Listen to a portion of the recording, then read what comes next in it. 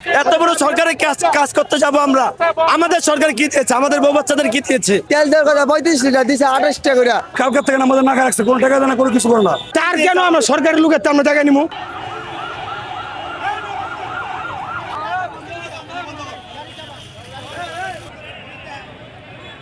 এই 14 তারিখের মধ্যে আমাদের টাকা দিচ্ছে 2500 দুইজনারে।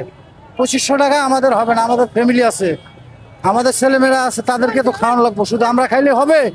এটা নিয়ে আমরা দাবি তাদের পক্ষে জানাইছি। আমাদের বড় অফিসার বলছে যে 6000 টাকা করে দিছে এই গাড়িতে। তারা আমাদের অনেক গাড়ি 2500 3000 টাকা দিচ্ছে, তার উপর 1 টাকাও দেয়নি। তারা পুলিশ এখন বলতেছে যে আমাদের নিজের কাছ থেকে কিছু দিতেছি। আমাদের কেন কথা, আমাদের কথা একটাও না।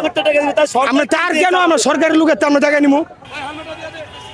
এত বড় সরকারের কাজ করতে যাব আমরা, আমাদের সরকার কি দিয়েছে, আমাদের বউ বাচ্চাদের কি দিয়েছে?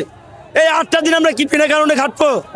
না খায়া আমাদের 1200 টাকা 1250 টাকা কি হয় 8 দিনে? খেলার জন্য গাড়ি আনা হয়েছে 7 তারিখে। 7 তারিখ থেকে আজকে 12 তারিখ বন্ধ করে 7, 8, 9, 10, 11, 12, 6 দিন।